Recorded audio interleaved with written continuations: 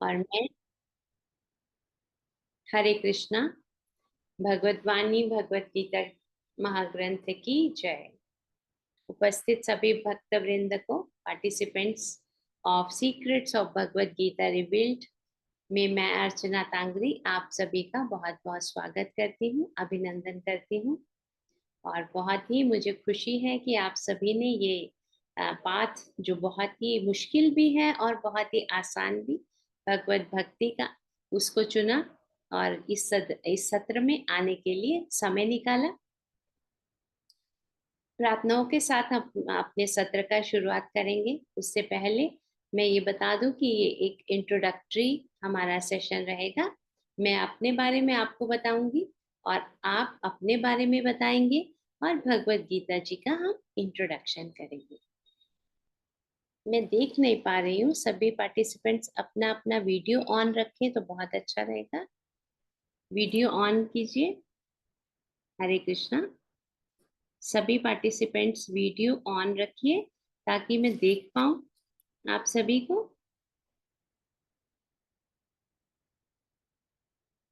नहीं तो मुझे लगेगा मैं सेशन अकेले ही करती जा रही हूँ। तो प्रार्थनाओं के साथ हम शुरुआत करेंगे। जी हाँ, बहुत अच्छा लग रहा है। कुछ लोगों ने खोले वीडियोस। हरे कृष्णा।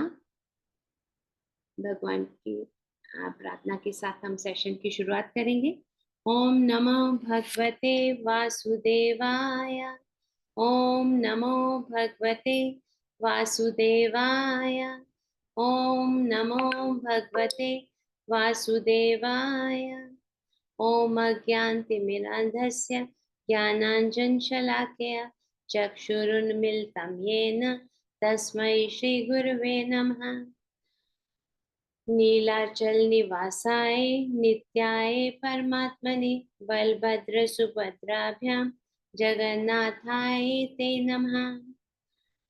नमो विष्णुपादाय कृष्णपृष्ठाय भूतले श्रीमते भक्तिवेदांता स्वामिन्निति नामिने।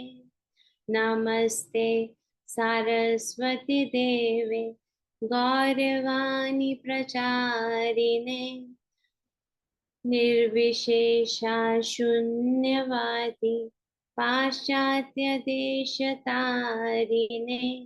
जय श्री कृष्ण चैतन्य प्रभु नित्यानंदा श्री अद्वैता गदाधारा श्रीवासादि गौर भक्तवृंदा। हरे कृष्णा कृष्णा कृष्णा हरे हरे, हरे राम राम राम राम हरे हरे। तो शुरू करते हैं हम आज का सेशन। इंट्रोडक्शन सेशन है जो कि हम भगवत गीता की भूमिका के बारे में बताएंगे आपको। और ये बहुत ही सुंदर संयोग है कि भगवान जगन्नाथ जी का भी हमारे जो मीटिंग है उसमें समावेश हुआ है। ये संयोग है कि आज ही उनकी रथ यात्रा भी शुरू हुई है। तो हम उनका भी आशीर्वाद लेंगे सेशन शुरू करने से पहले। भगवान जगन्नाथ बलभद्र सुभद्रा माई की जय। रथ यात्रा महामहोत्सव की जय। जगत गुरु शिल प्रपाद की जय। तो सबसे पहले जैसे कि हमने जो आशीर्वाद लिया वो गुरु से लिया, तो बहुत ही आवश्यक है कि हमें भगवान के बारे में जानना है, भगवान की वाणी के बारे में जानना है। उससे पहले हम गुरु से आशीर्वाद लें और ये जो मार्ग है उसको सुगम बनाने के लिए भगवान का सानिध्य हमें मिले, आशीर्वाद मिले, इसके लिए हमने गुरु को प्रणाम किया। और गुरु का इतना महत्व है। सबसे पहले मैं चाहूंगी कि मैं सेशन उन्हीं को डेडिकेट करूं और उन्हीं के महत्व से ही शुरू करूं कि अगर हम देखें, भगवान कृष्ण स्वयं भगवान थे। उन्होंने भी गुरु गुरु को लिया, गुरु से शिक्षा पाई। क्या आप बता पाएंगे उनके गुरु का नाम क्या था?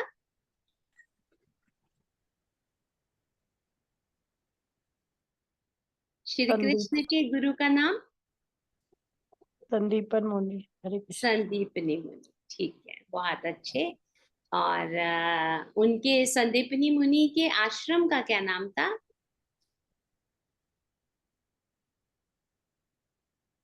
आश्रम का नाम भी संदीपनी आश्रम ही था, जो कि उज्जैन में है। तो ठीक है, हमने ये जाना गुरु के बारे में कि भगवान कृष्ण जो स्वयं 14 विद्याएं 64 कला संपूर्ण थे, उनको किसी गुरु की क्या आवश्यकता थी। उन्होंने भी शिक्षा प्राप्त करने के लिए गुरु को लिया। और हम आज जो एक ज्ञानमय यज्ञ करने जा रहे हैं, तो इसके बारे में भी मैं ये कहना चाहूंगी कि 2 तरह के यज्ञ मुख्यतः होते हैं। कि भगवत गीता में चैप्टर 4 में बहुत तरह के यज्ञों का वर्णन आया है। तो आज जो यज्ञ हम शुरू करने जा रहे हैं, वो एक ज्ञानमय यज्ञ है।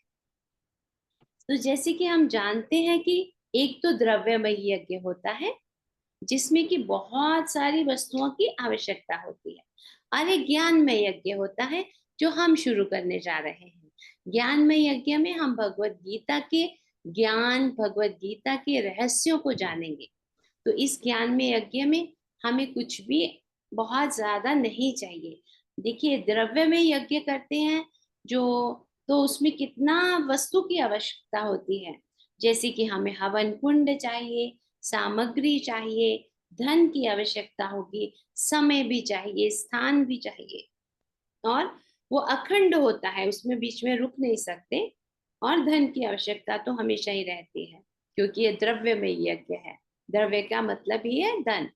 और फिर हम ज्ञान में यज्ञ जो आज शुरू करने जा रहे हैं, भगवत गीता ज्ञान में यज्ञ, जिसमें मैं चाहती हूँ आप सभी अंत तक हमारे साथ जुड़े रहें। सभी सत्रों में हम धीरे धीरे धीरे धीरे करके भगवत गीता के बहुत से रहस्यों का उद्घाटन करेंगे। तो और जो ज्ञान में यज्ञ है, उसमें हमें क्या चाहिए? हवन कुंड हमारे क्या रहेंगे? कान।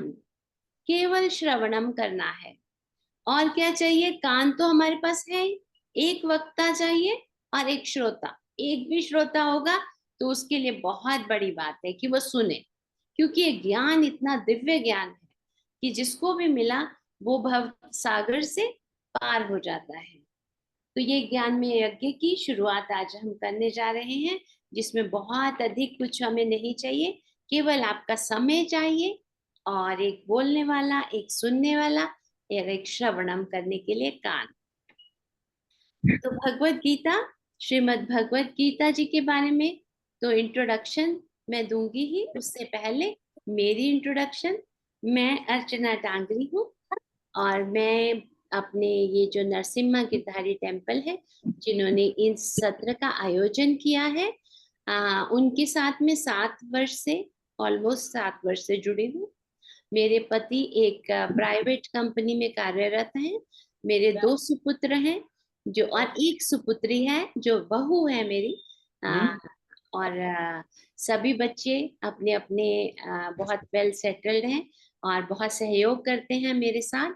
और उन्हीं के सबके सहयोग की वजह से मैं ये कार्यक्रम कर पा रही हूँ, जो कि मुझे सेवा कार्य के रूप में टेम्पल से मिला है। तो हम सब मिलकर भगवत गीता जी के बारे में जानेंगे। और मेरी एकेडमिक क्वालिफिकेशन कोई बहुत ज़्यादा नहीं, मैं टीचर रही हूँ और हाउस वाइफ हूँ राइट नाउ। अभी तो मैं हाउस वाइफ हूँ, और मंदिर के साथ जुड़ी हूँ। और उनके सभी कार्यक्रमों में भाग लेना, ये हमारे लिए बहुत ही सुख और सौभाग्य की बात है कि हमें कुछ सेवा कार्य मिले और हम करें। और हमने भगवत गीता जी के बारे में आज शुरू करना है यज्ञ। तो सबसे पहले ये जानना जरूरी है कि इनका जन्म कब हुआ। इसी युग के प्रारंभ में, कोई बता पाएंगे कितने साल वर्ष पहले भगवत गीता जी का जन्म हुआ? 5000 वर्ष पहले। 5000, बिल्कुल सही, बिल्कुल सही प्रभु। आपका नाम? भरत सिंह यादव। भरत सिंह यादव जी। आप बेंगलोर से हैं? नहीं, यादव, भरत सिंह राजपूत यादव, महाराष्ट्र, जलगांव। जलगांव से, बहुत अच्छा। कोऑर्डिनेटर प्लीज एंटर हो रहे हैं लोग, 3 पीपल हैं मुझे दिखाई दे रहे, उनको एंटर कर लीजिए। 3 पीपल एंटेड द वेटिंग रूम। बहुत अच्छा आपने बताया। एक सेकंड मैं जरा एंटर खुद ही कर,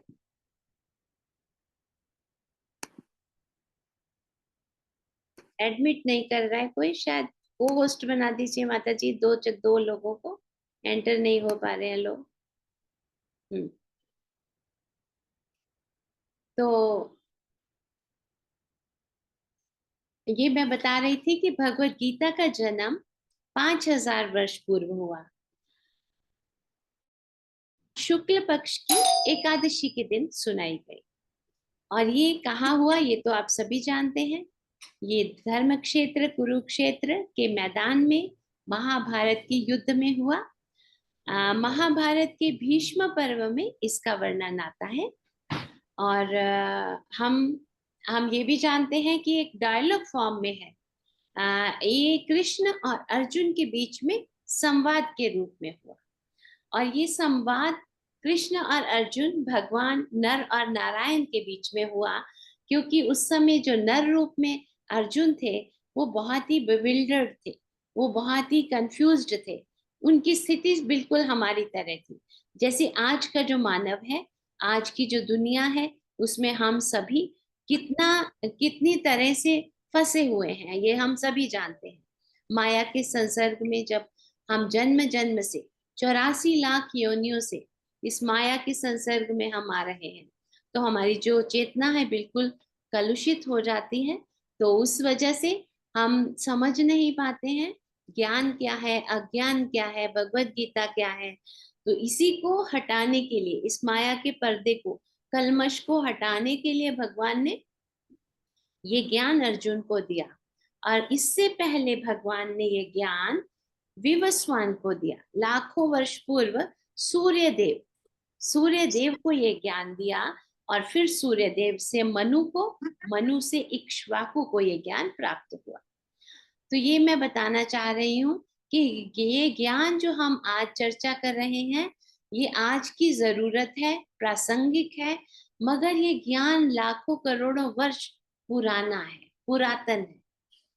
तो भगवान कितने ज्ञानवान है, ये हम आगे से रहस्यों में जानेंगे कि भगवान को उस समय भी आज के मानव की परिस्थिति का ज्ञान था कि आज का मानव कैसा होगा, उसको कैसे समझाना है, कैसे उसको इस ज्ञान की आवश्यकता पड़ेगी। तो इस ज्ञान को समझना वैसा ही है जैसे हम वॉशिंग मशीन खरीदते हैं तो उसके साथ में एक मैनुअल मिलता है। तो सृष्टि के आरंभ से ही भगवान ने जब इस सृष्टि को क्रिएट किया, तभी से ये मैनुअल भी साथ में दे दिया, ताकि उनके जो बच्चे हैं, वो पिता हैं हमारे, तो उनको हमारी इतनी चिंता थी कि हम कहीं भटक ना जाएं, हम कहीं इस संसार में कुछ गलत नियम ना अपना ले, हमारा मार्ग जो है वो सही रहे। तो कैसे पता चलेगा? जब हम मैनुअल को पढ़ेंगे। तो ये जो मैनुअल ऑफ लाइफ है भगवत गीता, आप जब रहस्यों को जानेंगे, जब आप डिटेल में पढ़ेंगे, तो आप जानेंगे कि भगवान ने एक एक हमारे जीवन में होने वाले एक एक पक्ष का ध्यान रखा है कि कैसे हम इसको, भगवत गीता जी को पढ़कर अपने जीवन को सही दिशा दे पाए। तो ये है हमारी भगवत गीता जी का एक छोटा सा इंट्रोडक्शन। डिटेल में हम हर दिन करते रहेंगे, हर दिन पढ़ेंगे, इसके रहस्यों को जानेंगे। मगर ये छोटी सी बात कि इसका जन्म कब हुआ, कैसे हुआ, महाभारत के युद्ध में क्यों हुआ, क्योंकि अर्जुन विषाद में थे, अर्जुन को उस समय इस ज्ञान की आवश्यकता थी। और ये सब चीजें हमने जानी। फिर अर्जुन को ही क्यों दिया? भगवान किसी को भी ये ज्ञान दे सकते थे, तो अर्जुन को ही क्यों चुना गया? तो उसके लिए भगवत गीता में एक श्लोक आता है 9.1 में, भगवान कहते हैं, श्री भगवान उवाचा। हरे कृष्णा। नीलम माता जी, आप किसी को को होस्ट बना दीजिए। एडमिट नहीं हो रहे हरे हैं। कृष्णा माता जी, यस हो रहे हैं माता जी, आप प्लीज कंटिन्यू। ठीक है माता जी, एक्चुअली मुझे दिखाई देते हैं तो ठीक है माता जी, थैंक यू। तो भगवान कहते हैं, श्री भगवान उवाच इदं तु ते गुह्यतमं प्रवक्ष्यामि अनसूयवे ज्ञानं विज्ञानं सहितं यत् ज्ञात्वा मोक्ष्यसे यश्रुभात्। तो आप कोई बताना चाहेंगे कि अर्जुन को ही क्यों ज्ञान दिया भगवान ने? अर्जुन ही क्यों? क्योंकि उन्होंने पूरा सरेंडर किया था अपने आप। बिल्कुल सही। और कोई? बिल्कुल सही है कि सरेंडर था उनका बहुत बड़ा, शरणागति थी। जी मैम मेरे को तो लगा कि वो उन्होंने हनुमान को ज्ञान दिया था, ना कि अर्जुन हनुमान को। जी, बिल्कुल आप सही कह रहे हैं, हनुमान जी को भी ज्ञान दिया था, क्योंकि हनुमान जी उनके रथ के ध्वज के ऊपर थे, और हनुमान जी को जब लाया गया ध्वज के ऊपर तो उन्होंने कहा था कि मैं तो कहीं भी नहीं जाता, कि अगर कहीं पे कथा नहीं हो रही, भगवान का ज्ञान नहीं हो रहा, तो मैं वहां पर नहीं रहता हूँ। तो भगवान ने कहा हम ज्ञान भी देंगे, आप चलो रथ के ऊपर, रक्षा करो, क्योंकि हनुमान भगवान के बहुत बड़े भक्त हैं। तो हनुमान जी को भी ये ज्ञान की कथा सुनाई गई थी। आप बिल्कुल ठीक कह रहे हैं। और लेकिन अर्जुन ही क्यों, अर्जुन भी क्यों, या कहना चाहिए?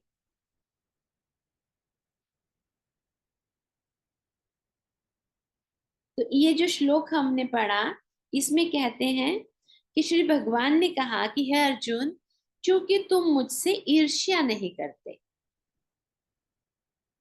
ये बहुत बड़ा एक गुण है कि आप किसी से ईर्ष्या ना करें, कि हमारे मन से जो ईर्ष्या का भाव है वो सदैव के लिए निकल जाए। एक जगह पर भगवान कहते हैं कि यदि एक भी प्राणी के प्रति आपके मन में द्वेष है, ईर्ष्या है, तो वैकुंठ का रास्ता आपके लिए सदा सदा के लिए बंद है। तो अर्जुन के सारथी बन गए भगवान। आपको मालूम है सारथी की पोजीशन क्या होती है? पार्थ सारथी कहलाते हैं भगवान। कि अर्जुन उनकी पीठ पर अपना पांव रखते थे, और पांव से वो बताते हैं दाएं चलो, बाएं चलो, आगे बढ़ो, पीछे लो। ये सब पार्थ सारथी बनकर वो क्यों इतना सहन कर रहे थे? क्योंकि अर्जुन भगवान के बहुत बड़े भक्त थे। जैसे संगीता माता जी ने बताया कि वो सरेंडर था उनका, वो शरणागति थी। तो भगवान कहते हैं कि मैंने इसलिए अर्जुन को ये ज्ञान दिया, क्योंकि मैं अर्जुन का ऋणी हूँ, उनकी भक्ति का ऋणी हूँ। क्योंकि भगवान अपने भक्तों के सदैव ऋणी रहते हैं। जो उनके भक्त होते हैं वो उनको सबसे अधिक प्रिय होते हैं। भगवान हमेशा संभाव में रहते हैं, किसी के प्रति नहीं करते हैं, मगर अर्जुन के प्रति उन्होंने ये कहा कि अर्जुन, क्योंकि तुम मेरे भक्त हो और तुम्हें मैं ये दिव्य अनुभूति बताऊंगा। तो हमारे अंदर कौन सा गुण, कि ये सभी जो ज्ञान, दिव्य ज्ञान हमें दिया जाएगा, भगवत, हम तो केवल इंस्ट्रूमेंट हैं। हमें भगवत गीता भगवान के मुख से आई है, और श्रील प्रभुपाद ने उसका ट्रांसलेशन किया है और परपट लिखा है। हम केवल उसको आप तक पहुंचाने के इंस्ट्रूमेंट है, टूल हैं। तो लेकिन आप में, हम में क्या क्वालिटी होनी चाहिए कि ये ज्ञान हमें मिले? भक्ति, शरणागति, हमें ईर्ष्या रहित होना पड़ेगा। अगर हम इस ज्ञान को आत्मसात करना चाहते हैं अपने अंदर, कि हम ये गुण को हमारे अंदर ही आ जाए हमेशा के लिए, तो क्या करना होगा?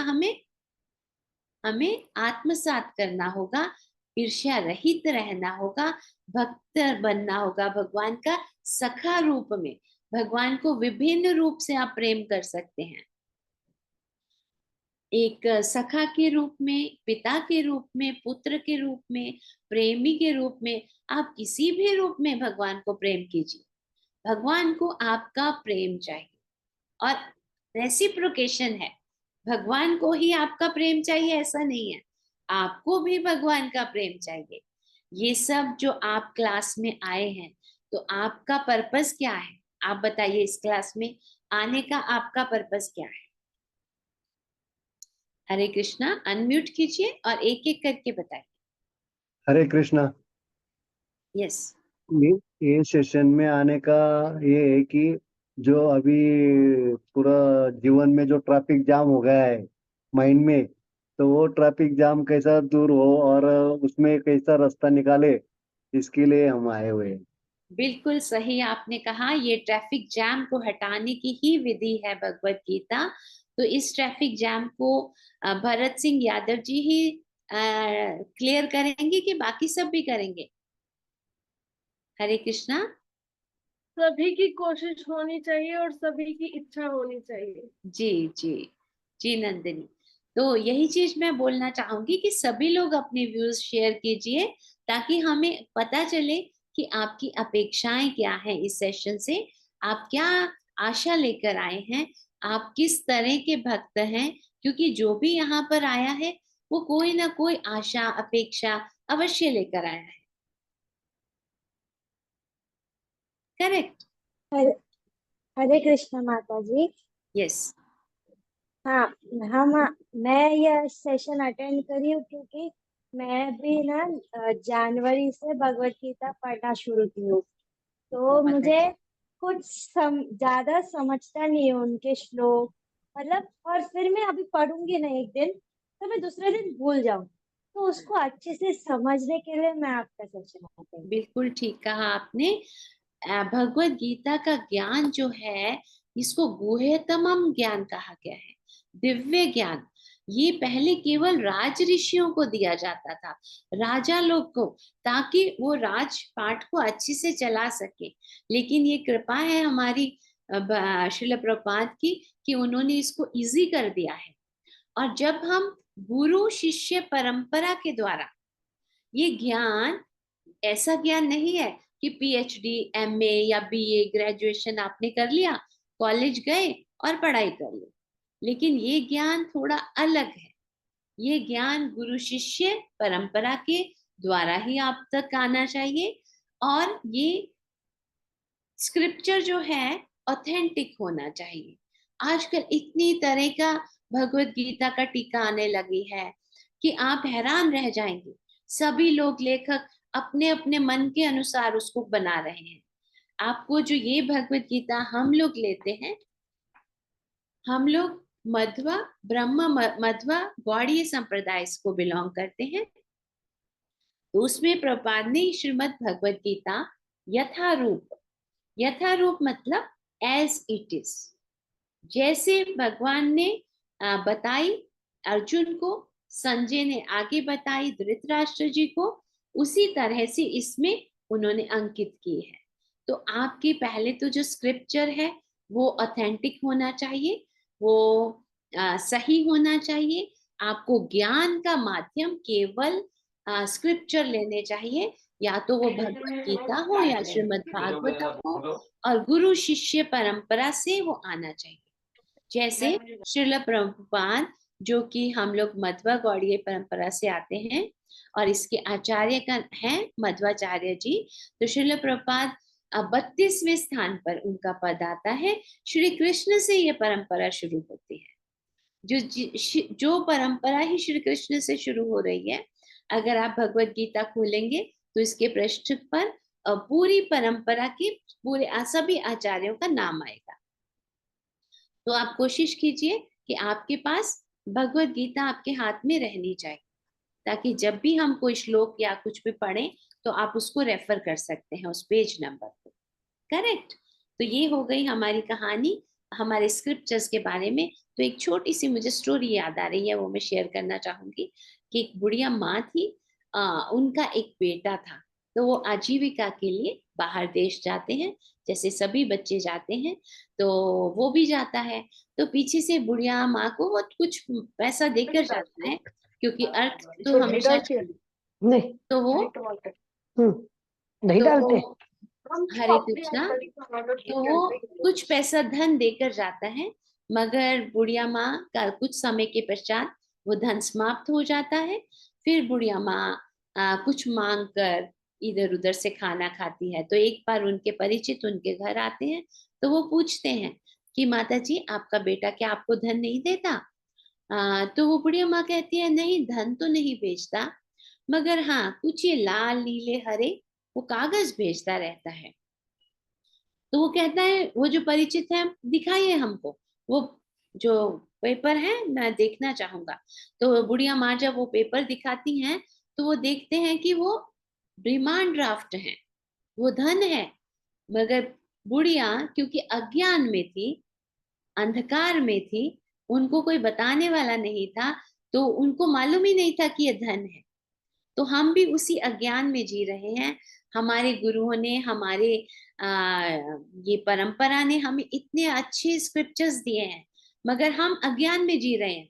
हम समझते हैं हमने इंजीनियर की, डॉक्टर की या वकील की डिग्री ले ली, वो सबसे बड़ी डिग्री है। मगर वो डिग्री बहुत अच्छी है क्योंकि धन की आवश्यकता रहेगी, मगर जब तक हम आध्यात्मिक ज्ञान में आगे नहीं बढ़ेंगे तो वो डिग्री का भी बहुत ज्यादा अर्थ नहीं रह जाएगा। अपने बच्चों को अध्यात्म में लाइए, अपने बच्चों को अपने ग्रंथों से अवगत कराइए। पहले ये हमारे जो व्यास देव जी हैं, वेद व्यास जी, उन्होंने सभी ग्रंथ लिखे, अधिकतर उन्होंने ही लिखे, और ये उनकी बहुत बड़ी अनुकंपा है कि पहले श्रुति के द्वारा ही ग्रंथ सुनाए जाते थे। क्योंकि जो ऋषि मुनियों का युग था, सतयुग, त्रेता, द्वापर में जो मेधा थी वो बहुत तीव्र थी, तो उनको सभी ग्रंथ कंठस्थ होते थे। लेकिन जैसे जैसे कलयुग आता गया तो उन्हें यह ज्ञान हो गया कि आने वाले समय में जो बुद्धि होगी, जो मेधा होगी, वो बहुत कम हो जाने वाली है, क्षीण हो जाने वाली है। क्यों क्षीण हो जाने वाली है, क्या बता पाएंगे? हमारी जो मेधा है वो क्षीण हो जाएगी, ऐसा उनको पहले से आभास हो गया था। क्योंकि हमारा संसर्ग कैसा है, हम कलयुग के प्राणी हैं, मशीनी युग, हर चीज में भौतिकता, हर चीज में, तो नेचुरली वो माइंड भी अफेक्ट होगा। तो उनको पहले से ज्ञान था, तो उन्होंने क्या किया, सभी को लिखना शुरू किया। ये हमारे ऊपर कितनी अनुकंपा है हमारे ऋषि मुनियों की। उन्होंने सभी ग्रंथ हमारे लिए लिख कर दे दिए ताकि हम उनको पढ़कर ज्ञान के मार्ग से प्रकाश की तरफ जा सके। अंधकार से प्रकाश की ये जो जर्नी है, ये उन्हीं की वजह से संभव हो पाई। तो ये था परिचय भगवत गीता का छोटा सा, और हमारे ग्रंथों का। और इसके साथ ही हम आगे बढ़ते हैं कि हम क्या क्या सीखेंगे। 5 विषय वस्तु हैं, गुरु की महत्ता हमने जानी, और जैसे कि मैं बता रही हूँ कि बहुत ही आवश्यक है कि हम अपने ग्रंथों से जाने कि भगवान हमारे जो थे वो सबसे बड़े हमारे एग्जाम्पल बन के रहे। राम जी जो थे, बोलते हैं कि उनके भी गुरु थे, वो भी गुरु ग्रह, दोहा आता है तुलसीदास जी का, गुरु ग्रह पढ़न चले रघुराई, अल्पकाल विद्या सब आई। उनको अल्पकाल में ही, क्योंकि वो इतने मेधावी थे, उनकी मेधा, वो भगवान थे स्वयं, उनको जाने की आवश्यकता भी नहीं थी, लेकिन उन्होंने ऐसा हमें क्यों दिखाया, ऐसा आचरण करके क्यों दिखाया? क्योंकि भगवत गीता में एक श्लोक आता है 3rd चैप्टर में, यत् यत् आचरति श्रेष्ठा तत् तरो जनहा, कि श्रेष्ठ जन जैसा आचरण करेंगे, बाकी की जो प्रजा है, जो जनता है, वो सभी भी वैसा ही आचरण करेगी। इसी वजह से भगवान ने ये हमें आचरण करके दिखाया कि देखिए मैं पढ़ाई करने जा रहा हूँ तो आपको भी पढ़ाई करनी है। उनको पढ़ाई करने की आवश्यकता नहीं थी। तो ऐसे ही और एक मुझे याद आ रहा है, बहुत सुंदर तुलसीदास जी का दोहा है, मात पिता गुरु प्रात काल उठ कर रघुनाथा, मात पिता गुरु ना वही माता। तो ये दोहे, ये जो मैसेजेस हैं हमारे ग्रंथों के, हमारे अंदर अच्छे आचरण का को बढ़ाने के लिए। ठीक है, तो आगे बढ़ते हैं हम। माता जी प्रेजेंटेशन शुरू कीजिए। पीपीटी के द्वारा हम समझेंगे भगवत गीता के रहस्यों को। हरे कृष्णा माता जी। Yes, Mataji.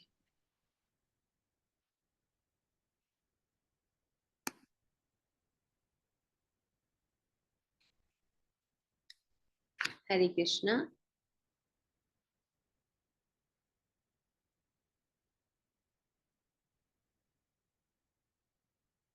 तो आप 9 दिन का ये सत्र रहेगा। मेरी आप सभी से ये रिक्वेस्ट है कि 9 दिन तक इस ज्ञानमय यज्ञ की हर रोज की आहुतियां आप डालिए अवश्य ही, ताकि आप भगवत गीता के जो सीक्रेट्स हर दिन रिवील होंगे उन सबको समझ पाएं, जान पाएं, और इस ज्ञान में यज्ञ में आखिरी आहुति तक हमारे साथ रहें। ऐसा मेरा आप सभी से निवेदन है। माता जी मुझे दिखाई नहीं दे रही पीपीटी। हरे कृष्णा। यस, हाँ, ज्ञान की 2 शाखाएं बताई गई हैं। एक भौतिक ज्ञान है, तो उसमें हम बहुत सारा धन अर्जित करते हैं, डॉक्टर, वकील, इंजीनियर बनकर। मगर आपने देखा होगा, अभी माता जी जब पीपीटी चलाएंगी तो उसमें दिखाई देगा कि एक व्यक्ति है जो धन के अंबार के ऊपर बैठा हुआ है, मगर वो सैड है, मगर वो नहीं मगर वो खुशी नहीं पा रहा है उस धन से, उसको प्रसन्नता नहीं मिल रही है। तो ये धन किस काम का? क्योंकि वो आध्यात्मिक ज्ञान के बिना वो धन कमा रहा है। तो व्यक्ति को धन ऐसा होना चाहिए जो उसको सुख, शांति, आनंद की प्राप्ति करवाए। तो दूसरी तरफ है आध्यात्मिक ज्ञान। आध्यात्मिक ज्ञान वो है जो आपको आनंद और शांति देने वाला होता है। तो सबसे पहले इसके लिए आवश्यक है कि हम ये जाने आध्यात्मिक ज्ञान में कि मैं एक आत्मा हूँ, मैं शरीर नहीं हूँ। हम जो अपनी आइडेंटिटी ही नहीं कर पाते हैं कि मैं कौन हूँ। जी हाँ, माता जी ने अभी मैं देख पा रही हूँ ज्ञान की 2 शाखाएं, वे क्या हैं हम समझेंगे। गीता सबसे उत्कृष्ट मार्गदर्शक है, जांचा, परखा और विश्वसनीय। गीता को वह स्थान कैसे मिला, किस परिस्थिति में गीता का प्रकट हुआ, गीता के 5 मुख्य विषय, गीता किससे संबंधित है और किससे संबंधित नहीं है, गीता की शिक्षाओं को वास्तविक जीवन में कैसे लागू करें और कैसे लाभ उठाएं, मिथ्या धारणाएं और वे कैसे फैलाए गए हैं, और फिर हम आखिरी 5-10 मिनट में आपके प्रश्न उत्तर लेंगे। कृपया नेक्स्ट पीपीटी दिखा सकते हैं? हाँ, जैसे कि मैंने आपको बताया, भौतिक ज्ञान जो कि सांसारिक ज्ञान है, धन और संपत्ति अर्जित करने का विज्ञान है। धन संपत्ति अर्जित करना जरूरी है, क्योंकि व्यवस्था चलाने के लिए अर्थ की आवश्यकता होती ही है। मगर हमें कितना धन कमाना है ये जानना आवश्यक है। ये व्यक्ति जो हमें दिखाई दे रहा है, ये धन के अंबार के ऊपर, ढेर के ऊपर बैठा है, मगर सैड है, डिप्रेस्ड है, उसको खुशी और आनंद की प्राप्ति नहीं है। और दूसरी तरफ आध्यात्मिक ज्ञान है, हम कैसे आनंदमय हो सकते हैं। आध्यात्मिक ज्ञान में अगर हम जाने कि आप कितनी भी जीरो बढ़ाते चले जाएं, उसके साथ में भगवान का एक नंबर लगा दीजिए, तो वही जो आपका धन है वो आध्यात्मिक ज्ञान में बदल जाएगा। जब आप सेंटर में कृष्णा को रखेंगे, भगवान को रखेंगे कि मैं जो भी कर रहा हूँ भगवान आपके लिए कर रहा हूँ, जब हमें ये रियलाइजेशन होगा कि मैं कौन हूँ, मैं कष्ट में क्यों हूँ, मैं इस जन्म मृत्यु के चक्कर में क्यों हूँ, तो हम जान पाएंगे कि आध्यात्मिक ज्ञान अधिक आवश्यक है हमारे लिए। कहते हैं विद्या विनयम ददाति, विद्या हासिल करना वो आवश्यक है जो हमें विनयशील बना दे। तो मैं देख रही थी तो मैंने भगवत गीता से ही लिया है जो भी आपको बता रही हूँ। तो उसमें बहुत ही सुंदर एक चीज बताई गई थी कि भगवत गीता कहती है कि आध्यात्मिक ज्ञान के द्वारा आप विनम्र हो जाते हैं, आप में विनम्रता आ जाती है, आप में सम्मान की इच्छा नहीं रहती है। अहिंसा, आप अहिंसा में विश्वास करते हैं, आप अन्यों को विपत्ति में नहीं डालते, आप सहिष्णु हो जाते हैं। जैसे कि प्रहलाद महाराज, उनके पिता उनको इतना कष्ट देते रहे, लेकिन वो सहनशीलता से सहनशील होकर केवल भगवत नाम का जाप करते रहे। सरल हो जाते हैं आप में शौचम आ जाता है। शौचम देखिए, आपका बाहरी जो शौचम है वो तो स्नान करके पूरा हो जाता है। आपका जो आंतरिक शौचम है वो भगवत गीता के ज्ञान से, ज्ञान में गंगा में जब आप डुबकी लगाते हैं तभी वो आंतरिक शौचम आता है। आप दृढ़ संकल्प हो जाते हैं कि मुझे ये भगवत गीता की क्लास करना है। ये आपका दृढ़ संकल्प होना चाहिए। मुझे भगवत गीता के बारे में जानना है, मुझे जानना है मैं कौन हूँ, मुझे ये कष्ट क्यों प्राप्त होते हैं, ये सभी दुनिया में लोग इतने कष्ट में क्यों हैं। जब आप में दृढ़ संकल्प होगा, जब आप में अथ तो ब्रह्म जिज्ञासा होगी, तो आप ये जानना चाहेंगे और फिर आत्म संयम के द्वारा, भगवत नाम के चैंटिंग के द्वारा आप ये जान पाएंगे। माता जी आगे बढ़ा दीजिए। और ये पवित्र है, पूजनीय है, समाधानों का स्रोत है। ये आपको जैसे जैसे हम आगे बढ़ते जाएंगे ये मालूम होगा कि जी हाँ, ये समाधानों का स्रोत है। आपकी किसी भी प्रकार की मानसिक, शारीरिक या फिर भौतिक कैसी भी आपकी समस्याएं होंगी, आपको इसमें विभिन्न श्लोकों के द्वारा आपको उनके उत्तर मिलेंगे। पवित्र है, जी हाँ, भगवत गीता भगवान कृष्ण की के मुख से निकली है, तो सोचिए कितनी पवित्र है, पूजनीय है। आप देखिए जो गंगा जी हैं उसमें स्नान करना इतना बड़ा माना जाता है, तो फिर भगवत गीता रूपी जो गंगा है वो कितनी पूजनीय पवित्र होगी, जो कि भगवान के मुख से आई है। गंगा जी तो केवल भगवान के नख के अग्रभाग से आई है। माता जी आगे कीजिए। हरे कृष्णा। भगवत गीता युगों और सभ्यताओं में। अब योगो नष्टः परंतप। क्यों? ये उत्तर मैं आपसे जानना चाहूंगी कि क्यों ऐसा बोला गया है कि योगो नष्टः परंतप। जी हाँ, हरे कृष्णा पार्टिसिपेंट्स, कहीं सो तो नहीं गए? हरे कृष्णा, अनम्यूट कीजिए, आंसर कीजिए। उम्मीद करती हूँ अर्चना माता जी की आवाज आपको सबको सुनाई दे रही होगी। वो जो प्रश्न हमसे पूछ रहे हैं उत्सुकता जगाने वाला प्रश्न है, तो इस जिज्ञासा को, इस उत्सुकता को शांत कीजिए और इस उत्सुकता को हल करते हुए जवाब दीजिए। हरे कृष्णा, जी हाँ, भगवत गीता युगों और सभ्यताओं में। भगवान ने भगवत गीता का ज्ञान सूर्य देव को दिया और फिर अर्जुन को दिया 5000 वर्ष पहले। बीच में भगवान कहते हैं कि भगवत गीता कालखंड में नष्ट हो गई, इसलिए उनको दोबारा देना पड़ा। ब्रिटिश और मुगल प्रभाव से, या कि हमारे अपने जो मानसिक हमारे कभी कभी संताप होते हैं, उसकी वजह से भगवत गीता का जो ज्ञान था, भगवान की वस्तु तो कभी नष्ट नहीं होती, वो वैसे ही बनी रहती है, मगर कालखंड में वो ज्ञान नहीं मिला लोगों को। जो ढोंगी बाबा थे उनके चक्करों में लोग पड़े और फिर अपनी जो असली ग्रंथ है उनको भूल गए। और अब हमारा दायित्व बनता है कि हम भगवत गीता का फिर से पुनर्जन्म जिसको कहते हैं वो करें और फिर से अपने जन जन तक, जनमानस का इसको हम ग्रंथ बनाएं, जो कि भगवान की वाणी है, जो कि आवश्यक है। यस, आगे बढ़ते हैं। तो कालखंड में ये कहा गया है कि भगवत गीता नष्ट हो गई थी। क्यों हमें भगवत गीता की ज्ञान को नहीं खोना चाहिए? क्योंकि हम इसी के ऊपर शुरू से चर्चा करते आ रहे हैं।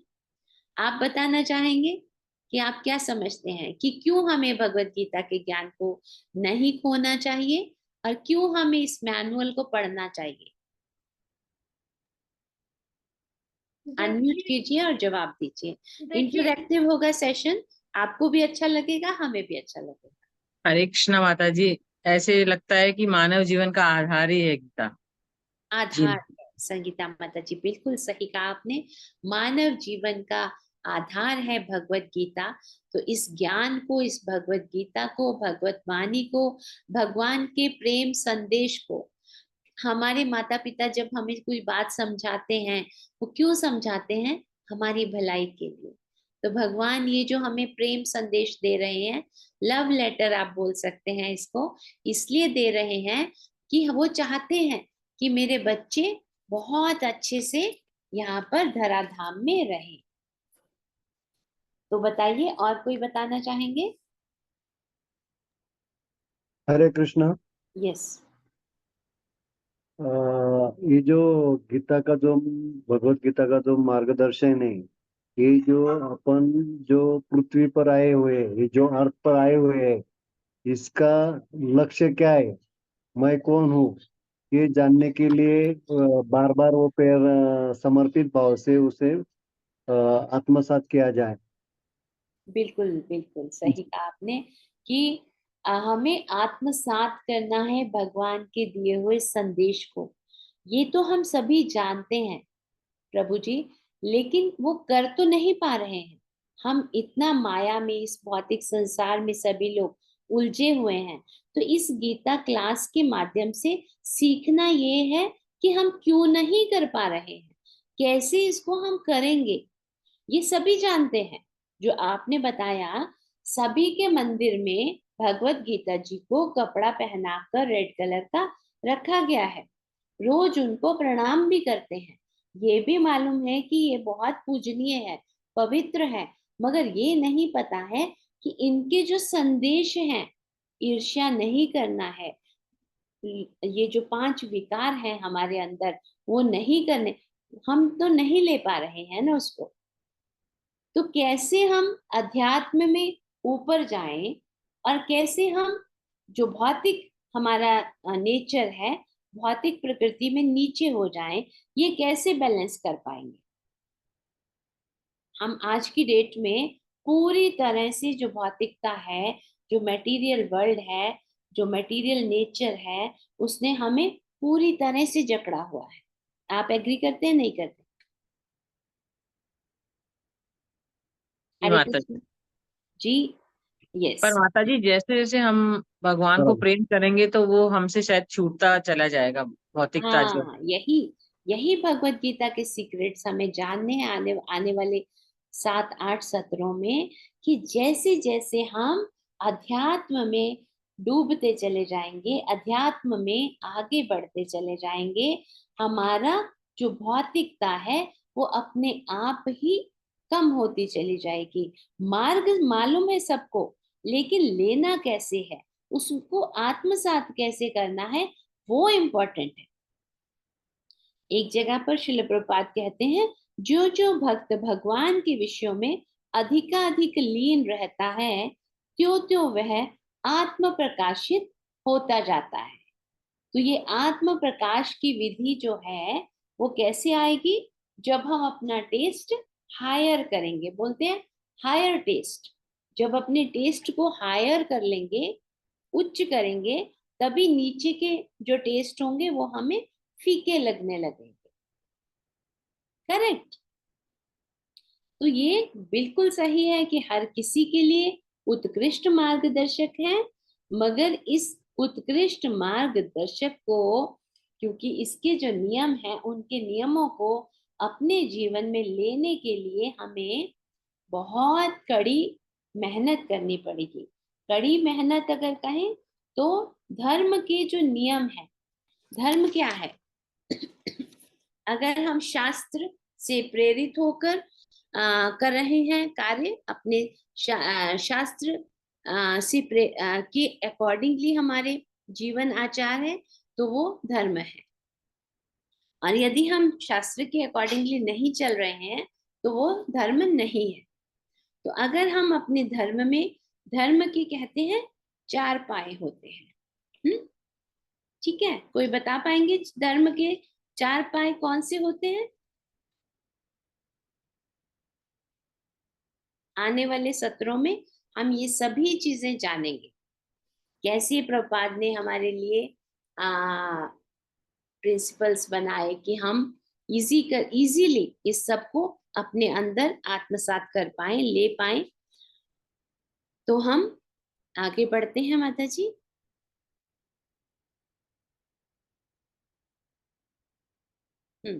श्रीमद् भगवद गीता सभी मानव जाति के लिए ईश्वर की प्रेम पूर्ण उपदेश।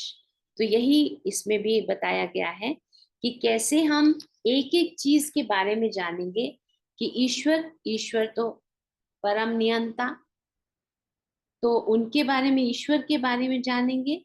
और फिर हम प्रकृति और जीव के बारे में जानेंगे, और काल के बारे में जानेंगे, और कर्म के बारे में जानेंगे। तो ये सब विषय हैं। जैसे कि हम कहेंगे कि अगर एक प्लॉट है, एक घर बनाना है, तो उसके लिए हमें क्या क्या वस्तुओं की आवश्यकता होती है। हरे कृष्णा। घर बनाने के लिए हमें क्या क्या वस्तुओं की आवश्यकता पड़ेगी। हरे कृष्णा माता जी। देखिए, Yes. घर बनाने के लिए, हरे कृष्णा, घर बनाने के लिए हमें ईंट, पत्थर, बिल्कुल सीमेंट सही, सब चाहिए। बिल्कुल सही। सबसे पहले क्या चाहिए? सबसे हम पहले हमें घर बनाने के लिए सबसे पहले क्या करेंगे? भूमि चाहिए माता जी। सबसे पहले तो हमें भूमि चाहिए। भूमि चाहिए। फिर क्या करेंगे? ठीक है, बिल्कुल आप सही जा रहे हैं, आपका बिल्कुल मार्ग फिर सही है। उसका इंजीनियरिंग फिर उसका चाहिए। नक्शा बनाना पड़ेगा कि नक्शा कैसा बनाना कहाँ पड़ेगा, बिल्कुल सही। ठीक है, नक्शा बनाएंगे, भूमि लेंगे, सामान भी एकत्रित करेंगे। लेकिन सबसे पहले करेंगे क्या? भूमि हो गई, सामान भी आ गया, नक्शा भी पास हो गया, फिर इंजीनियर से प्लान निकालेंगे। नीम प्लान भी डालेंगे निकल गया। माता जी। ठीक है, फिर क्या करेंगे? फाउंडेशन निकलेंगे। यस, नीम डालेंगे। भूमि पूजा करेंगे और फिर नींव डालेंगे। किसने बोला नींव डालेंगे? विनोदिनी माता जी। विनोदनी माता जी। हरि बोल। विनोदनी माता जी ने बताया हमें, जो कि हमारी बहुत ही बड़ी है डिवोटी। थैंक यू माता जी। हरे कृष्णा। तो नींव डालेंगे। तो भगवत गीता की नींव में ये 5 जो विषय हैं, 5 टॉपिक्स ऑफ श्रीमद् भगवत गीता, इनको डाला जाएगा भगवत गीता की नींव में। जब ये नींव में इतने हमारे पास सॉलिड कंटेंट हैं, तो अपने आप ही हमारी भगवत गीता है वो बहुत ही सुदृढ़ हमें संदेश देगी। तो हम जानेंगे ईश्वर के बारे में, जीव के बारे में, प्रकृति के बारे में, काल के बारे में और कर्म के बारे में। इनमें से कहते हैं कि 4 वस्तुएं हमेशा शाश्वत रहेंगी और एक वस्तु है जो निरंतर चेंज होती रहेगी। तो क्या चेंज होगा, कोई बता पाएंगे? इन 5 में से शरीर क्या बदलता रहेगा? शरीर बदलता शरीर रहेगा जीव का। ठीक, वो भी सही आंसर है। लेकिन इन 5 में से आपने जो शरीर बोला, वो जीव का शरीर बदलेगा। ठीक है, काल बदलेगा माता जी। काल बदलेगा? काल तो नहीं बदलेगा, काल के अंतर्गत ही सारे कार्य होंगे। केवल हमारा, और कोई प्रयास करना चाहेंगे?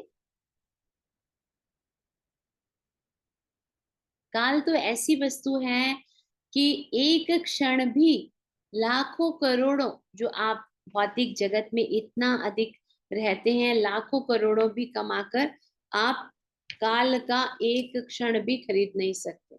जो क्षण अभी बीत गया वो दोबारा नहीं आ सकता है, भले ही आप लाखों करोड़ों देने के लिए तैयार हो जाए, इतना अमूल्य है काल। कर्म है, कर्म निरंतर बदलता रहता है। कर्म के लिए भगवान ने हमें फ्री विल दी है कि आप अपने कर्म के द्वारा अपने जीवन को जैसे चलाना है, अच्छे करेंगे अच्छे फल पाएंगे, बुरे करेंगे। ये बहुत ही डिटेल्ड में टॉपिक है, जो हम जब कर्मा हर रोज हम एक सेक्शन लेंगे, एक कल ईश्वर का लेंगे, फिर जीव, प्रकृति, कर्मा, काल, एक एक दिन एक एक सेशन लेंगे। तो कर्म का जिस दिन हमारा टॉपिक आएगा उस दिन हम जानेंगे कैसे कर्म, भगवान कहते हैं गहना कर्मणो गति, कर्म की गति इतनी गहन है कि उसको कोई नहीं समझ सकता। उसको समझने का प्रयास करेंगे हम अपने भगवत गीता के सीक्रेट्स रिवील्ड में। तो आगे बढ़ते हैं माता जी। हरे कृष्णा। हरे कृष्णा। हरे कृष्णा अर्चना माता जी। हरे कृष्णा इंदु माता जी। हरे कर्मों कृष्णा। की गति कर्मों की गति तो इतनी गहन है।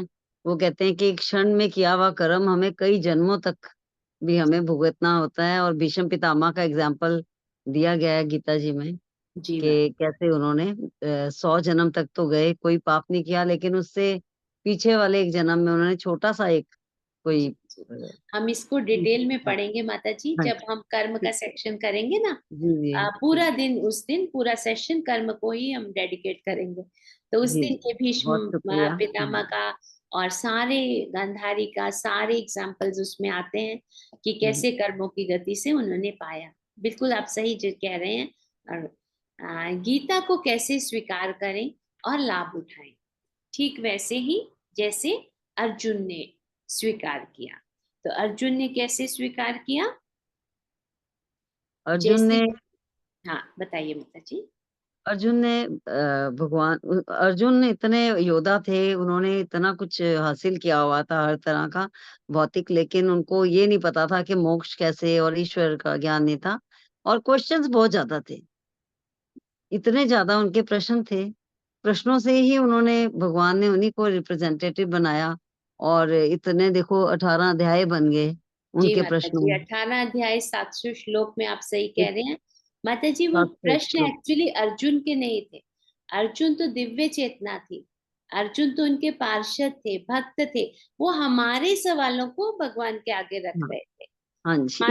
माध्यम अर्जुन थे। माध्यम अर्जुन थे, माध्यम रिप्रेजेंट किया अर्जुन थे। उन्होंने। ही माध्यम अर्जुन रिप्रेजेंटेड होल मैनकाइंड ना, अर्जुन ही represented whole mankind. Yes yes, हाँ जी now you are right. Arjun हमें रिप्रेजेंट कर रहे थे। भगवान ने कहीं भी ऐसा नहीं बोला कि मैं किसके लिए भगवत गीता, प्राणी सर्वभूतानाम मात्र। सुहृदम सर्वभूतानाम, हर जगह पर भगवान ने प्राणी मात्र की बात की है कि मैं संपूर्ण प्राणी में, इवन ये नहीं कि केवल मनुष्य, 2 पैर वाले, 4 पैर वाले, उड़ने वाले, नभचर, जलचर, भूचर, मानव, उन्होंने हर एक के बारे में बोला है। मतलब प्राणी मात्र, सुहृदम सर्वभूतानां।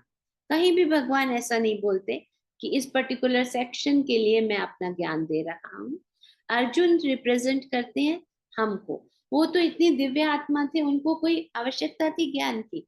नहीं, वो तो सब जानते थे और चाहते भगवान तो। लेकिन जो भी वो कहते हैं ना, भगवान की लीला में ये सब लोग लीला में पात्र बनकर आते हैं और हमको मैसेज देने के लिए, शिक्षा देने के लिए ये सब लोग कार्य करते हैं। क्योंकि ये सब जो हैं भगवान के पात्र हैं, ये त्रिगुणातीत हैं। जो प्रकृति के 3 गुण हैं इन पर काम नहीं करते हैं, हम पर करते हैं। तो वो त्रिगुणातीत होकर, वो तो केवल हमारे लिए कहते हैं ना, एक माध्यम बनाकर उन्होंने एक अर्जुन और भगवान के बीच में संवाद रचा। यस माता जी, आगे बढ़ा सकते हैं। स्वयं को तैयार करने का आनंद भी अपने आप में एक खास अनुभव है। याद रखें, कृष्ण हमारे निरंतर शुभ चिंतक हैं और सर्वदा प्रेम करने वाले एक मित्र हैं।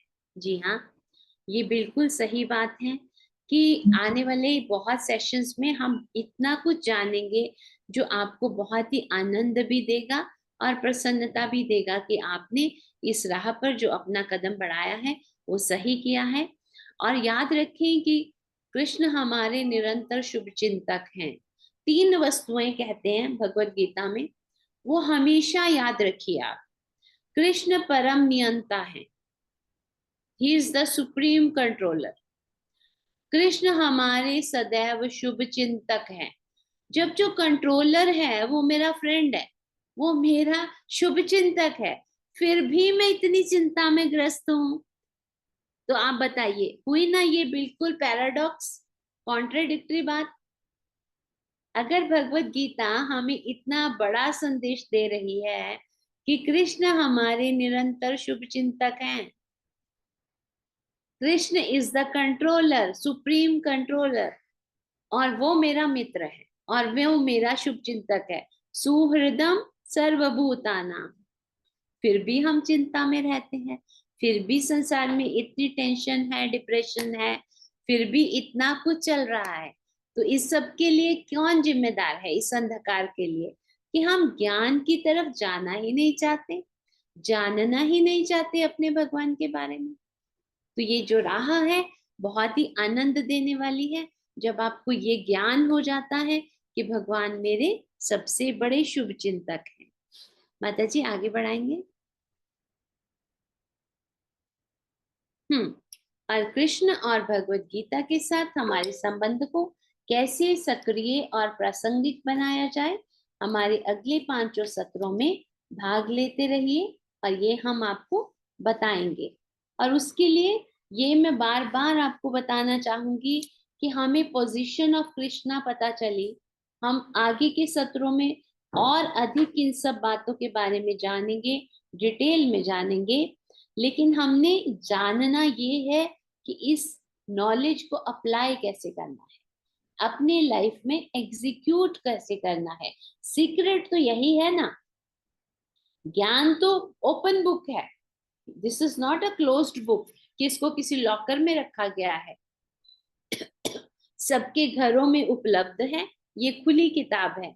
मगर इसका ज्ञान लेना आसान है, अप्लाई करना, एग्जीक्यूट करने में आपको किसी परंपरागत वक्ता की या परंपरागत गुरु की आवश्यकता पड़ती है, जो आपको समझाए।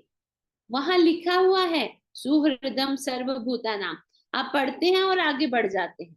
लेकिन जब आपको कोई एहसास करवाता है कि अरे भगवान जो दुनिया के मालिक हैं, अगर मोदी जी से भी किसी की फ्रेंडशिप हो जाए, आपको समझिए एक एग्जाम्पल कि मोदी जी जानते हो तो आप कितना अपने आप को सौभाग्यशाली मानते हैं, है कि नहीं? कि अरे मोदी जी के साथ तो मैं मिला हूं, देखा हूं, उनकी सभा में भी यदि आप कभी बैठे होंगे ना तो भी अपने आप को फॉर्चुनेट मानेंगे। लेकिन हम जिनकी बात कर रहे हैं वो संपूर्ण सृष्टि के मालिक हैं, उनके साथ संबंध स्थापित करने का हमें प्रयास करना है। हमें एग्जीक्यूट अपनी लाइफ में उनके संदेश को करने से हम क्या करेंगे? उनके साथ संबंध स्थापित करेंगे। और एक बार आपका भगवान के साथ संबंध स्थापित हो जाता है तो फिर आपके लिए जीते जी आप परमहंस हो जाते हैं, आपको कुछ भी बाकी मुक्त आत्मा हो जाते हैं, क्योंकि कंट्रोलर आपका दोस्त है, भगवान आपके फ्रेंड है। सुहृदम सर्वभूतानां, मैं बार बार ये रिपीट कर रही हूँ ताकि ये आपके मन में बैठ जाए, आप अच्छे से इसको आत्मसात कर लें कि हाँ भगवान को हम अपना मित्र बना सकते हैं, लेकिन उसके कुछ कंडीशंस है। हमेशा जो चीज आती है कुछ टर्म्स एंड कंडीशंस का उसके साथ स्टार लगा रहता है ना, कुछ भी आपको ऐसे ही तो नहीं मिल जाएगा कि सुप्रीम कंट्रोलर आपके मित्र बन जाए। तो ये जानना है हमको कि वो टर्म्स एंड कंडीशंस क्या हैं। तो उनको जानने के लिए हमारे साथ आप अगले 5 सत्रों में बने रहिए। ये सत्र 2 दिन और भी चलेगा जिसमें हम कुछ और भी चीजें आपको बताएंगे।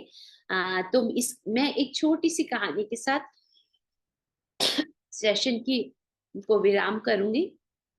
आप सभी लोग चैट बॉक्स में अपने अपनी सिटी का नाम लिख दीजिएगा, आप कहाँ से कनेक्ट कर रहे हैं, ताकि हम जान पाए कि कहाँ कहाँ से पार्टिसिपेंट्स हैं।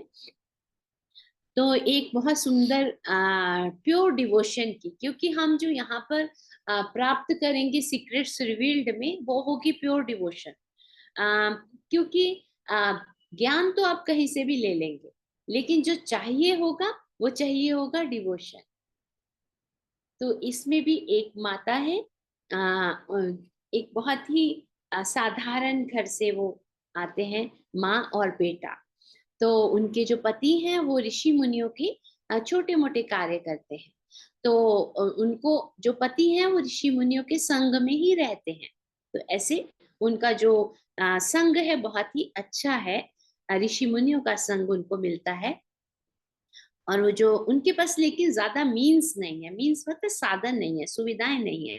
तो वो पढ़ाना चाहते हैं अपने बच्चे को। तो वो जानना चाहती हैं कि मैं पाठशाला में इसको जाती हैं, एक पाठशाला में वहां चाहती हैं कि उनको वो एडमिशन दिलवा दें। और फिर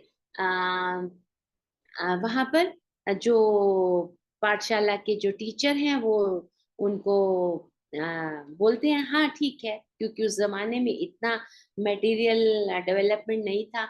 बहुत ही उनका दयालु स्वभाव होता है। तो वो कहते हैं कि हाँ हम आपके बच्चे को एडमिशन दे देंगे। तो बीच में एक जंगल पड़ता है जहां से उनको निकल के जाना होता है। तो वहां पर वो जो बच्चा है, बालक है जो, वो रोज अपनी माँ, पहले दिन तो अपनी माँ के साथ जाता है, उसके बाद रोज उसको स्कूल जाना है, पाठशाला में जाना है। तो माँ को कहता है कि मेरे को डर लगेगा जब मैं वन को पार करूंगा, उस फॉरेस्ट को, तो मुझे बहुत डर लगेगा। तो माता बोलती है नहीं नहीं बेटा, वहां पर तुम ना भगवान तुम गोविंदा करके आवाज लगाना, तो वो तुम्हारे साथ आ जाएंगे, वो तुमको स्कूल तक छोड़ देंगे। वो तो ऐसे ही बोल देती है, माँ है, कि बच्चे को डर ना लगे। तो बोलते हैं कि मैं पहचानूंगा कैसे कि वो कौन है। तो बोलती है उनको तो मोर पंखी लगी होगी, बांसुरी होगी, और वो बहुत सुंदर होंगे, छोटे से बालक होंगे, तो तुम उनको बुला लेना। तो वो अगले दिन जाता है स्कूल। तो बोलता है गोविंदा गोविंदा, उसको ना एकदम से बाघ कुछ आवाज सुनाई देती है। तो आवाजें लगाना लगता है, गोविंदा गोविंदा मुझे डर लग रहा है, मुझे स्कूल छोड़कर आओ।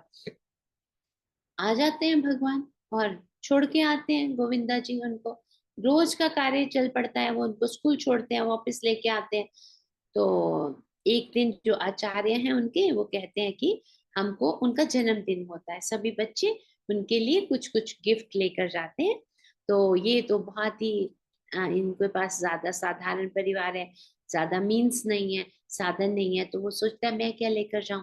तो उनकी माँ कहती है कि साथ वाले पड़ोसियों से हम क्या करेंगे, एक थोड़ा दूध ले लेंगे। उनके पास एक वो ऋषि मुनियों की दी हुई छोटी सी कटोरी है चांदी की, इसमें तुम बेटा लेकर जाना दूध अपने आचार्य के लिए। लेकिन कहती है कि आप ये कटोरी आचार्य से वापस ले आना, क्योंकि ये ऋषि मुनियों की दी है तो बहुत मुझे प्रिय है। वो लेकर जाता है। सभी उसके बालक हैं जो मित्र हैं वो बहुत हंसते हैं कि ये क्या लेकर आए हो तुम, अरे ये भी कोई गिफ्ट होता है। तो बेचारा बहुत शर्मिंदा भी होता है, लेकिन लेकर जाता है। जाके आचार्य को वो रास्ते में उसको गोविंदा फिर से बुलाता है, गोविंदा मुझे डर लग रहा है, मुझे स्कूल में छोड़ कर आओ। तो फिर से गोविंदा आ जाते हैं, पूछते हैं ये कटोरी में क्या है। बोलते हैं दूध है, आचार्य के लिए लेकर जा रहा हूँ। बोलते हैं मुझे थोड़ा चखने के लिए दो। बोलते हैं नहीं नहीं ऐसा नहीं कर सकता। लेकिन वो गोविंदा है, वो दूध मांगते हैं और वो दे देता है थोड़ा सा। अब वो लेकर जाता है, आचार्य को दूध देता है। तो आचार्य जो है वो दूध बोलते हैं, आपने जो उनके सेवक होते हैं उनको बोलते हैं कि आप ऐसा कीजिए, ये दूध का छोटी सी कटोरी है, किसी पात्र में डाल के वो बता देता है कि ये कटोरी मुझे लौटा दीजिए, इनकी कटोरी इनको लौटा दीजिए। अभी जब वो दूध डालने लगते हैं, 1 बकेट 2 बकेट 3 बकेट भरती चली जाती हैं, और फिर से दूध कटोरी में बाकी है। तो वो बोलते हैं क्या तुम कुछ काला जादू करना जानते हो, ये क्या है, क्यों ये इतना दूध आ रहा है इसमें से। बोलते हैं नहीं मैं तो कोई काला जादू नहीं जानता हूँ। तो बोलते हैं कि फिर क्या किया है तुमने। बोले कि मेरी माँ ने दिया था दूध आपके लिए, रास्ते में मेरा मित्र है गोविंदा, वो जिद करने लगा मैं पीऊंगा, उसको बस थोड़ा दिया, और मैं तो आपके लिए दूध लेकर आया हूँ तो चखने के लिए। वो बोलते अरे तुम इतने दूर तो जूठा दूध अपने आचार्य के लिए लाए हो। वो बोलते कि नहीं वो माना नहीं, मैं तो नहीं देना चाहता था, मगर वो पी गया थोड़ा सा। तो बोलता है अच्छा दिखाओ मुझे कौन सा तुम्हारा मित्र है। तो वहां जाते हैं। तो वहां जाकर वो आवाज लगाता है जंगल में, अपने आचार्य को भी ले जाता है। अब फिर से आवाज लगाता है गोविंदा गोविंदा देखो मेरे आचार्य तुमसे मिलने आए हैं। तो गोविंदा तो नहीं आते हैं अब, क्योंकि गोविंदा रोज तो उसको छोड़ने आते थे, वो हैरान परेशान। तो बोलता है कि गोविंदा ऐसे मत करो, मेरे आचार्य को दिखाई दो। तो गोविंदा तो नहीं आते, मगर एक वॉइस आती है।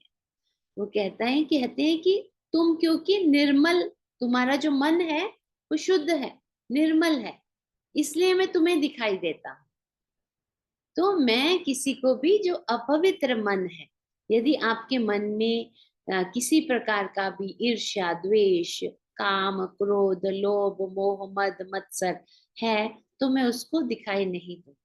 मैं केवल पवित्र मन है जिसका, उसको दिखाई दूंगा। तो तुलसीदास जी का फिर मुझे एक दोहा याद आ रहा है, निर्मल मन जन सो मोहि पावे, मोहे कपट छल छिद्र न भावे। तो भगवान हमेशा उन्हीं को दिखाई देते हैं, उनको महसूस होते हैं जिनका मन पवित्र है, निर्मल है। और इस निर्मल पवित्र मन को बनाने की यात्रा में हम सब साथ रहेंगे। 9 दिनों तक आप हमारे साथ बने रहिए। मैं आशा करती हूँ आपको आज का सत्र पसंद आया होगा, और आपके यदि कोई प्रश्न हो तो आप बता सकते हैं। हरे कृष्णा। हरे कृष्णा।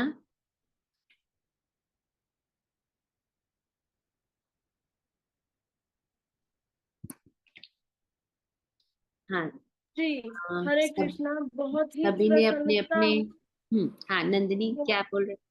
बहुत प्रसन्नता हुई ये सब ज्ञान लेकर, बहुत अच्छा लगा।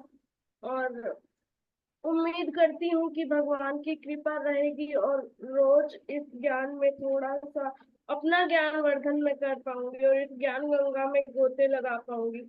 और आप सभी से निवेदन कि रोज यहाँ जुड़ने का प्रयास करें। जी तो मैं समझती हूँ कि आज का जो सेशन था वो सभी को समझ में आ गया है, क्योंकि कोई भी प्रश्न नहीं है किसी का भी। तो हम आज का यहीं पर सत्र विराम करेंगे। Thank you so much for joining, और हर दिन आप अवश्य ही हमारे साथ जुड़िए। हम अवश्य ही बहुत ही सुंदर जानकारी, भगवत गीता का ज्ञान जो कि गुरु शिष्य परंपरा से हमारे तक पहुंचा है, वो आप तक पहुंचाने का प्रयास करेंगे, और आप हमारे साथ जुड़ते रहे। हरे कृष्णा। कल ये लिंक से ज्वाइन करना है क्या? Thank you so much. Same link हम हरे रोज कृष्णा एक माता जी, मैसेज आपको पोस्ट करेंगे।